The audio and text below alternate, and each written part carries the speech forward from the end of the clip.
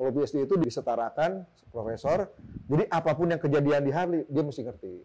Kita dulu kan ada technical advisor dari motor company itu ada 2 orang kan. Kalau tidak dengan hati, bisnis motor itu tidak akan bisa berhasil.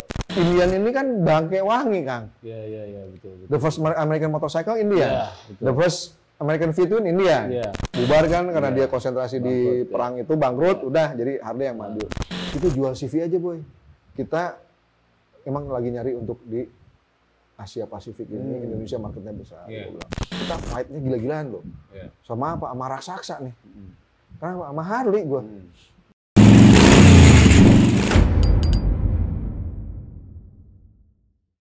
Dari pengalaman Kang Boy sebagai enthusiast, kemudian bikers yang akhirnya menjadi bisnismen ya. Artinya awal cikal bakal Kang Boy menjadi seorang entrepreneur di bidang motor itu berawal dari sales Dari sales manager di di Mabua. Iya kan? Dan itu pertama kali di Indonesia sampai akhirnya menggeser pasaran dari Singapura ya, Harley Davidson dari Singapura. Waktu kita buka kan, GM-nya itu waktu dulu masih Pajo, orang Indonesia kan dulu GM-nya. GM-nya di Singapura. Singapura orang Indonesia, Pajo, almarhum kalau nggak salah 5 tahun lalu meninggal tuh almarhum tuh, orang baik banget ya. Dia bilang, Boy, lu tau nggak? Sekarang sales gua turun, drop dari 50 sampai ke 70%. Bilang ya bener Pak. Iya. Bener Boy. Waktu itu kan saya ke Singapura lagi nih. Kita kan suka ketemu ngobrol. Lu lihat Boy, ternyata kan database mereka VVIP bukan VIP ya, VVIP member itu 60-70%-nya orang Indonesia kan. Jadi sekarang mereka nggak, mereka kan kuatnya yang Takashima ya Kang. Itu merchandise-nya kan gila itu kan. Penjualan merchandise segala macam. Misalnya ya semenjak Indonesia dulu drop. Tapi kita akhirnya bikin bundling Kang waktu dulu. Jadi dealer Singapura, Malaysia, Indonesia bikin kaos 3. Satu paket 3 isinya. Singapura, Indonesia, Malaysia. Jadi rata. Iya. Oke. Nah, mungkin saya pengen tahu sedikit tentang kultur. Akhirnya kan riset membuktikan yang paling valid adalah salesnya sendiri kan ya. Meriset bagaimana antusiasme orang Indonesia yang punya duit untuk membeli Harley. Kayak gitu kan. Nah, menurut Kang Boy itu paling banyak itu dia motivasinya apa? Apakah dia juga memang pengen ngoleksi barang branded ya? Atau dia sebagai seorang pengusaha sebagai pride kayak gitu? Atau mungkin dia real bikers yang memang benar-benar pengen tahu banget tentang Harley? Itu sih tiga-tiganya ada Kang. Tiga-tiganya ada. Jadi ada yang emang dia senang Harley ya. Harley, cuma kan dari dulu kan dia sempat ada pemutihan ya Kang sebelum ada Mabua. Tapi kan ngomong dia gue malas sih kalau nggak ada bodong segala macam. Dengan ada Mabua mereka terfasilitasi lah.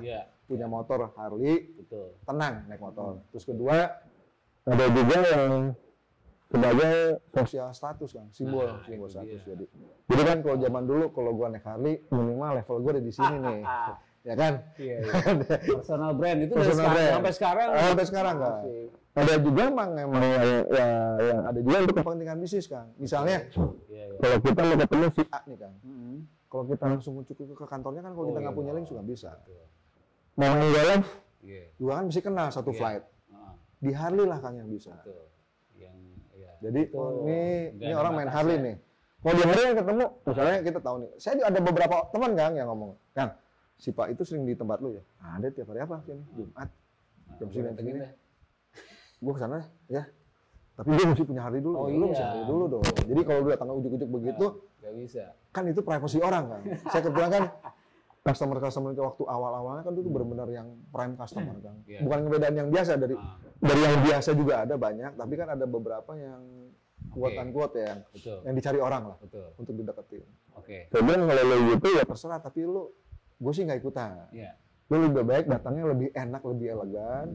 Lu naik motor ke sana ngobrol-ngobrol, gue kenalin nih gini, ada situ lu ngobrol dia berdua. Banyak yang seperti itu Kang. Tapi akhirnya mereka pun kejeblos. Jadi gila Harley juga nih gara-gara lu nih gitu. Nah, terus banyak Kang, banyak kayak gitu juga. Jadi akhirnya kan kita tahu lah motivasi orang segala. Ada juga yang buat nggak bener Kang. Ada orang nih, ada kejadian nih Kang. Ini sering. Jadi kita kalau aku lihat di hari dulu nih ada orang datang nih. Ada di motor, beli touring ke Bali. Di mana? Bauran jatuh motornya. Nyampe Bali kan kita udah ada dealer tuh Kang tahun 2000. Beli baru gua. Kan di situ orang-orang Harley kan, ini siapa nih orangnya? Lu bisnis lu apa bro? Gini, ikutan. Terus saya bilang hati-hati gitu. Tapi ya terserah lu lah, itu duit kalian. Nggak lama 6 bulan kemudian pada ketipu kan. Jadi ada yang motivasinya banyak Kang. Jadi kita jadi bisa ngebaca orang lah Kang. Malah yang santai-santai itu yang enak. Tapi ya orang beda-bedanya Kang ya. Jadi motivasinya. Yang kita mah dipikiran kita, yang penting saya jual motor, produk saya bagus udah. Betul. Berarti walaupun sebagai seorang sales lah gitu ya, pasti punya tanggung jawab untuk bisa mengedukasi ya, bagaimana untuk safety riding, terus bagaimana untuk bisa menggunakan apparel ya atau motor clothnya benar secara fungsional, tapi misalnya di luar itu sebagai lifestyle, tapi sebagai fashion. Tapi itu juga fungsional ke badan ya si riders. Yang bisa dipetik dari obrolan di segmen ini begitu banyak ya. Jadi brother and sister,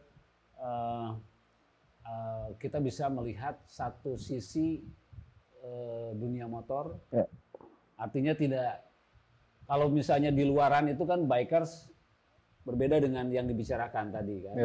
Kebanyakan di Indonesia dari tahun-tahun 60-an, 70, 80, dekade 90, sejauh sebelum ada Mabua, motornya kan tradisinya warisan kayak gitu kan.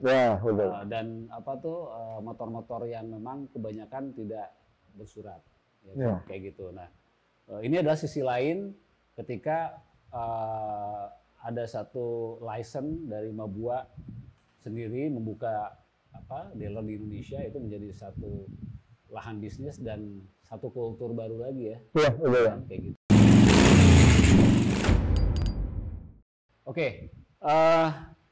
Ini next nih Kang ya. Ini yang menarik di sini, kalau saya banyaknya sebetulnya banyak dengar dari beberapa teman tentang Kang Boy ini kan. Ya, bukan yang negatif ya. Yang baik-baik, artinya gini. Di sini kan ada fenomena beberapa, mungkin ada teman-teman yang memang yang pernah ke Amerika, kemudian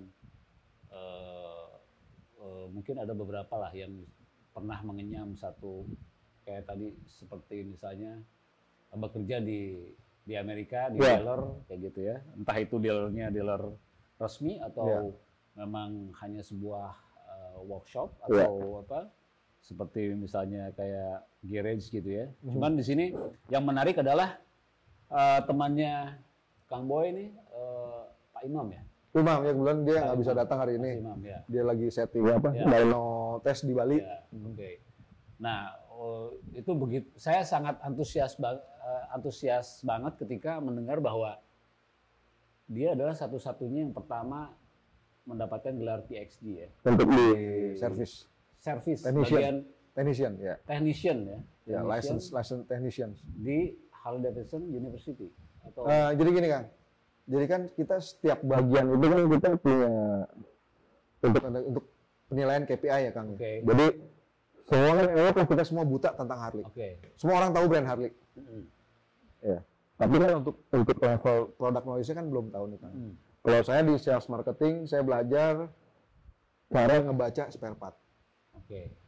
Part nomornya ini, bukunya ini. Cara ngebaca bukunya juga kalau Akang nggak ini. Buku spare part Harley kan satu motor segini Kang.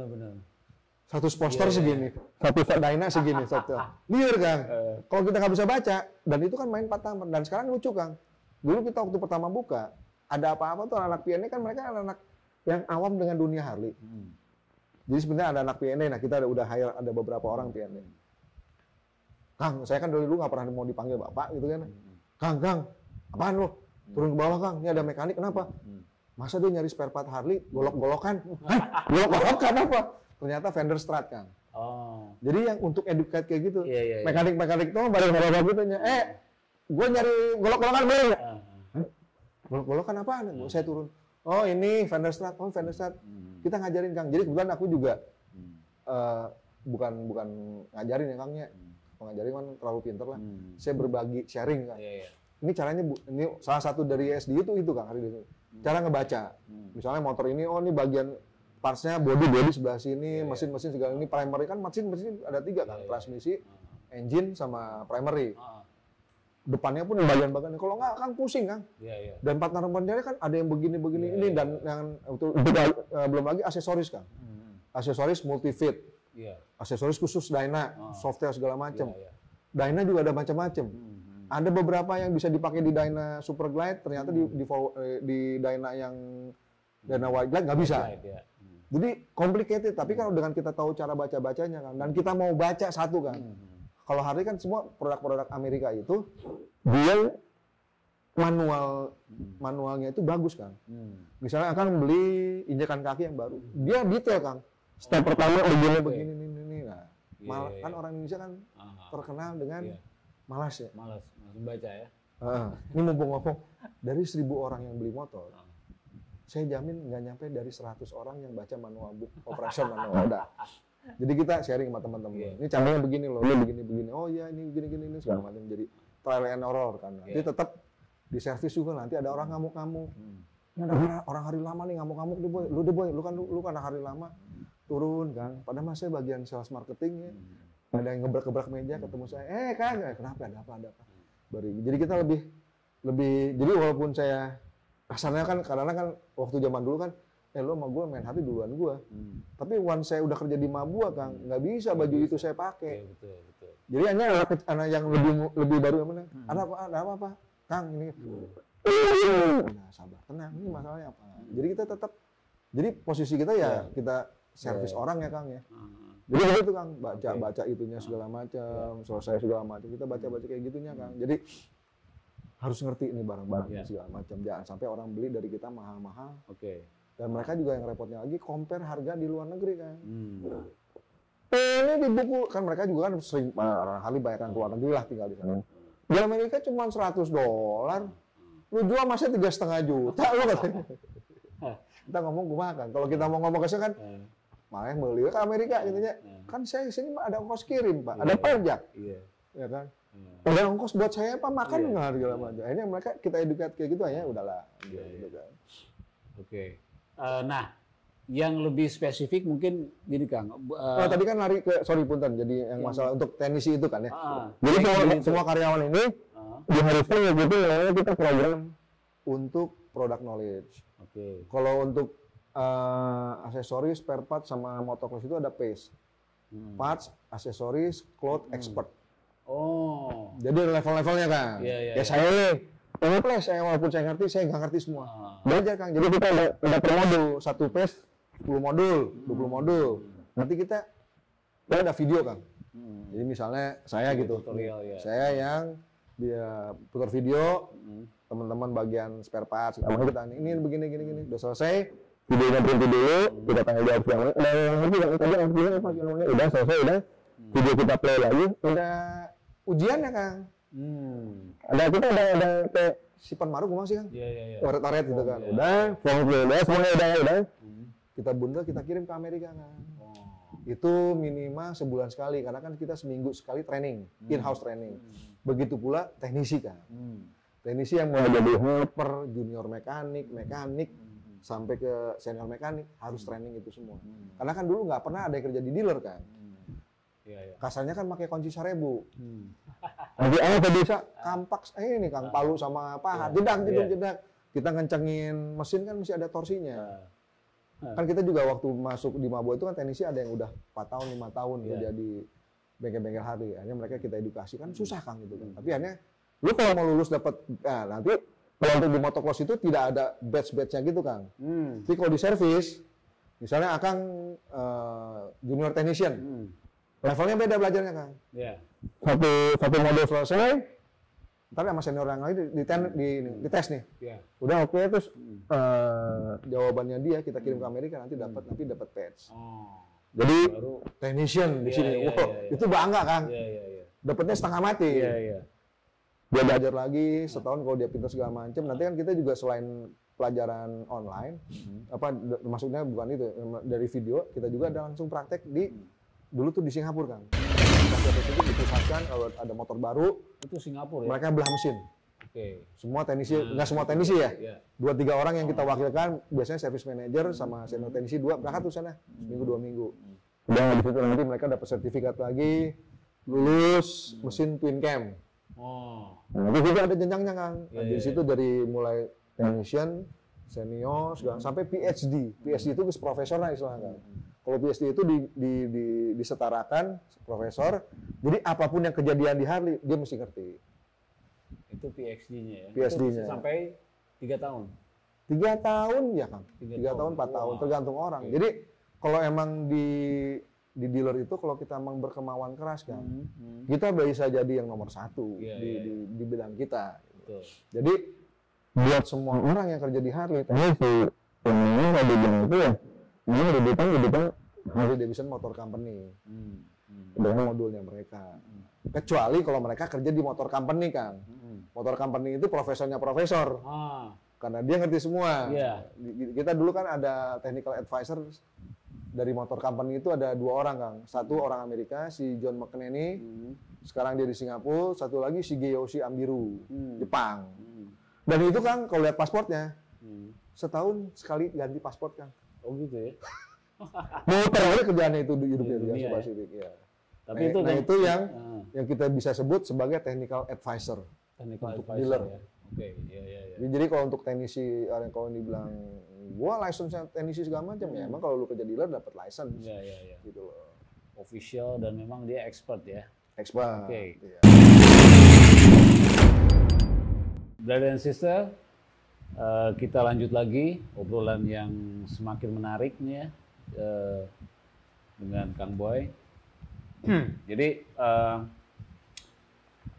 passion sama bisnis itu udah jadi satu paket ya, yang akhirnya Seharusnya kayak gitu kan, menurut saya ya. yang di situ jadi bisnis motor menjadi lebih punya apa ya, soul lah ya, kayak gitu kan. Benar Jadi, kan. Iya. lebih berkembang dinamikanya seperti apa dan update, karena kalau tidak dengan hati bisnis motor itu tidak akan bisa berhasil kayak gitu ya. Nah, kemudian masuklah fase Kang Boy itu keluar dari Mabua tahun berapa ya? 2001 Kang. Oh ya 2001 ya. 2001 akhirnya Saya kerja di bidang lain dulu. ya di fase-fase perminyakan. itu kan akhirnya motoran masih tetap kan ya? Masih Kang, motor. Yang akhirnya 2000 berapa 9 ya yang waktu buka lagi di 2005 saya buka lagi bengkel Kang. buka bengkel. Jadi gini Kang, kalau Kang bilang passion itu penting, saya ini teman-teman yang teman lama saya udah capek. Lu bengkel tutup lagi, gitu kan? Oh. Saya buka tutup sama ini 5 kali Kang. Iya. Dia duit kita di bengkel, kalau kita mau ngomong bukan ngurangin rezeki dari Allah ya Kang. Lumayan juga Kang. Jadi buka tutup. Tapi waktu kita kerja di tempat lain, panggilan jiwanya Kang ya kumanya. Aduh, ngebengkel enak, walaupun dengan segala kerumitannya segala macam, tapi karena kita passion, capek pun nggak diliatin, Kang. Kesel pun kadang-kadang lagi kesel, udahlah, gua nggak ke bengkel dulu 3 hari 4 hari. Oh gitu ya. Nanti kangen nongol lagi. Terus kalau udah tutup nanti kita cari lagi. Jadi emang kalau passion susah Kang, emang harus di ini. Tapi juga harus dengan dijalani dengan sikap profesional. Nah, yang terakhir profesional itu kadang saya susah Kang. Iya. Batin. Nah itu betul. Ketemu dengan teman sama bikers, datang ke bengkel kan jadi Mau saklek-saklekan nggak bisa Kang. bisa, ya. Sama mekanik pun mau saklek-saklekan nggak bisa karena kita emang basicnya dari pertemanan. Walaupun kata anak, lu salah, lu mestinya bengkel udah lu tuh udah gede segala macam. Saya bilang, ya gue mungkin salah. Mungkin 90% gue salah. Tapi di hati kecil saya, ya ini emang proses yang mesti gue jalanin Kang. Dengan suka dukanya. Oke. Ya. Obrolan tentang Kang Boy ini kan dari mulut ke mulut dan sesama teman bikers itu ini ya, maksudnya sangat karena kita komunitas kecil, maksudnya saling kenal ya, walaupun ini sebetulnya komunitas besar. Tapi kan secara personal itu kita kemana aja pasti gampang kenal. Gampang dicari lah. Betul. Ya. Nah, sejarah Kang Boy ketika berbisnis, mengawali menjadi seorang maksudnya berkarir ya, berkarir yang kemudian dari mulai di Mabua sebagai sales manager, masuk lagi sempat ke luar negeri, ke Dubai ya. Bahrain cuma sebentar doang. Dapat hati orang Sunda aja. Oke. Nah, akhirnya tahun 2005 buka lagi bengkel, di Radio Dalam ya. Di dalam lagi. Dia dalam dari waktu saya Mabua pun masih ada kan. Oh iya. Tapi dulu kan ini tempat kosong. Terus saya ada beberapa teman yang, Pak nyari duit dong segala macam. Udah deh. Ini ada modal, lu bikin polesan motor kan dulu mah. Terus nggak lama ada bengkel, jalan, terus tutup lagi. Berarti itu berandal ya? Berandal kan. Berandal itu sebetulnya emang dari 98 2000 itu udah ada bengkel. Cuman dulu namanya belum berandal. 2005 ketemu sama putranya ibu itu, saya kata sebutin ya. Jadi ngomong, Boy bengkel apa ibu ya? Ini bengkel apa ya mas namanya ya? Maksud ada bengkel nih, bengkel mesti namanya lucu-lucu. Saya bilang aja, saya nyeletuk kadang-kadang kan gitu kan. Bengkel Radio Dalam. Berandal aja lah mas. Kok berandal kan ada M ya? Bengkel radio dalam. Katanya kan Jawa. Udah. Maknanya ini ya. Jadi orang sangat-sangat Boy ke berandal, lu berandalan banget. Bukan, bengkel radio dalam. Oke, nah dari situ kan masuklah ke 5 tahun, kemudian barulah balik lagi kolaborasi dengan Pak Yusuf ya. Ya, jadi kejadian kalau nggak salah 2010 akhir, saya lagi nggak kerja kan. Ya mungkin anak-anak istri saya juga, kalau bukan istri saya saya udah dicerai mungkin Kang. Waduh. Gawe keren-keren berhenti. Saya orangnya kadang suka bukan seniman Kang. Kalau ada sesuatu yang bertentangan dengan ini, mendingan gue yang keluar deh. Kalau gue nggak bisa ngerubah satu tempat gitu kan. Akhirnya ke Bali. Saya telepon teman saya di Bali, gue lagi suntuk nih. Kerja sama gue bareng deh. Kita jualan tanah di sini jadi ini. Lu kan? Properti. Udah, udah. Saya ke Bali nih Kang, baru Bali, ya segala macam. Saya lagi di kolam renang, si Gajah Mabenghar Kang. Padahal waktu itu villa teman, villa orang lain. Baru gitu. Ada telepon masuk Kang, ini telepon siapa gitu kan? Telepon. Boy, ngapain lo? Siapa nih nanya-nanya gue lo? Kayak bapak gue aja lo. Abang gue nggak punya abang. Abang lu yang di Arab. Bekas GM-nya Mabua Kang, Yusuf Nata. Lo ngapain di sini lo? Gue udah keluar dari sana, udah bosen gue 10 tahun. Ngapain lo nelfon gue? Dia cerita Kang, waktu tahun 2009 itu 2010 ya Kang ya. Dia kan masih kan ada dealers meeting Kang.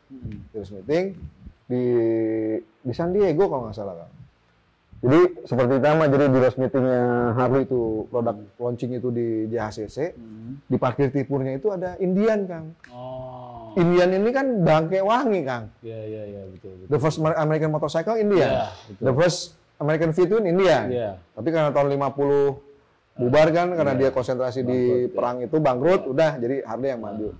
Gue bilang yang bener, iya keren banget Boy. Mau nggak apply? Apply duit dari mana lo? Lagi nyari mau hijrah ke Bali, gue nyari duit di Bali.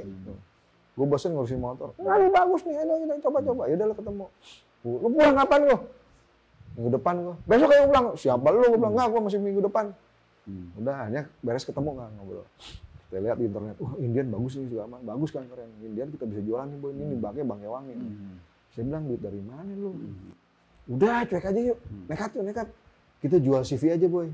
Kita kan istilahnya nih perek, lu kan pereknya Harley Boy di Indonesia deh. Yaudah coba apply ke Indian. Proses waktu itu tuh sekitar 3 bulan. Udah tanggal 8-nya bagus segala macam, kita hampir waktu itu kita mau ke Amerika. Ke Amerika Boy, duit dari mana cumi? Gue bilang. Waktu itu gue bilang kartu kredit card saya platinum kan. Lu bisa gesek? Bisa sih gesek sampai 100. Udah menduk sampai 150, 200 ya. Cuma bayarnya gimana? Cuman emang udah dikasih jalan sama Allah. 3 bulan kita komunikasi intens sama Indian Motorcycle, tahu hilang kan sebulan. Tahu dia ngirim email lagi sebulan itu. Sorry, permintaan lu belum bisa ini karena India perusahaan kita di-acquire sama Polaris. Polaris itu kan dia emang dia jagonya di off-road kan, Kang. Di off-road ATV ya. ATV-nya kan ratusan juta, Kang. ATV-nya juga kan dipakai untuk tentara Amerika kan. Tentara Amerika, terus untuk off-road-nya, dan dia juga pembuat hovercraft pertama, Kang. Mereka kan asal dari Kanada tapi kan hijrah ke Amerika. Saya bilang, ya coba nih kita apa itu si orang Indianya ngomong, tapi nama kalian sudah kami reference ke Polaris ini sebagai salah satu kandidat untuk jadi dealer Indian. Gagah ya, padahal itu gak duit, Kang. Udah, ini kita komunikasi segala macam. Akhirnya dia bilang, lu tetap mau ngotot jadi Indian? Nggak, mau jadi Indian. Lu Victory aja mau nggak lu? Nggak mau, gue maunya Indian. Kita ngotot kan. Dia bilang gini, akhirnya mereka jelasin, Indian yang baru kita acquire ini mempunyai 22 engineering fault. Jadi yang dealer Indian yang sudah ada nih baru setahun 2 tahun di Amerika ini, mereka semua ngeluh. Karena dari 7 apa 8 dari Indian, dari 10 Indian, bermasalah, Kang, semua. Jadi kita akan buang nih mesin, kita bangun mesin baru dari platform sampai jadi 2 tahun. Gue bilang, lu jangan bullshit. Jadi lu jangan bullshit ke gue lu gitu. Karena ini. Dia bilang, saya bilang kan contohnya Virot kan 9 tahun Harley develop kan. Ini apalagi nih 2 tahun. Dia bilang, Harley assembling plant. Kita manufacturer. Gitu. Lu kalau mau Victory. Saya ngomong nih, nah tadi kan ketemu si Kang Cali gitu kan, sama Yusuf segala macam, kita berangkat. Modal ini, akhirnya kita gesek-gesek. Waktu itu pertama launching Victory di Asia itu di Chongqing. Chongqing di Cina. Cina. Saya berangkat lah, Cina, Cina. Dapat tiket lah, berangkat. Sampai sana kita lihat Kang, Victory, kita tes, kok nyaman ya? Oh ya, di Asia Pasifik itu di China ya? China, Kang, itu country rep-nya. Iya. Kalau Harley kan Singapura, ini China, karena lihat mereka marketnya kan lebih gede. Kita tes ya, Kang, wah enak bisa nih. Udah. Kita apply lagi ke sana, bulan depannya ada perwakilan dari Polaris, yang dari China datang ngobrol-ngobrol. Kita kasih tempat ini, Kang. Dulu tempat ini masih lebih rapih lah. Ya gue tertarik gini. Oh ya, kita emang lagi nyari untuk di Asia Pasifik ini, Indonesia marketnya besar. Gue bilang. Tapi kita bilang, kita juga nggak bohong. Ini kita fight-nya gila-gilaan loh. Sama apa? Sama raksasa nih. Karena sama Harley gue. Ya kan, gila nih kalau nggak Harley, BMW mereka lebih ini. Victory kita nggak ada yang tahu. Walaupun tagline-nya dia ride one and you will own one. Lu kalau nyoba pasti beli gitu kan. Terus akhirnya mereka juga ngomong, yaudah coba deh, datang sini Kang, ngobrol-ngobrol gitu. Ini gimana, yang kita jual apa nih? Kita cuma jual CV kan. Sok-sokan, jadi Yusuf GM pertama Harley, dan 10 tahun jadi GM di Harley di Arab. Saya sales manager pertama di Harley. Jadi ternyata mereka ngelihat orang itu nggak lihat dari duitnya dulu Kang. Untungnya dia nggak nanya duitnya. Kalau nanya duit saya selesai Kang. Dia lihat mungkin, oh ini dia ada background dealership potensial, ya kan? Potensial, jadi ngerti minimal know-how-nya untuk ngerunning sebuah distributor apa dealer. Dengan tambah kita ngecap dikit Kang. Kayaknya singkat waktu kita tanda tangan Kang. Waktu kita tanda tangan dealership itu, MOU-nya itu, kita nggak megang duit Kang. Cuman saya yakinin ya, adalah bismillah aja lah. Kita cari, dapat. Oke, 2 bulan lagi lu mesti pesen sama kita ya. 24 motor, terus kita ketawa. Bisa nggak jangan 2 bulan? Kenapa? Kita persiapan, kita ngomong PT, bikin PT, kita bohongin Kang. Bikin PT di sini bisa 1,5 bulan sampai 2 bulan. Lu tahu Indonesia gini.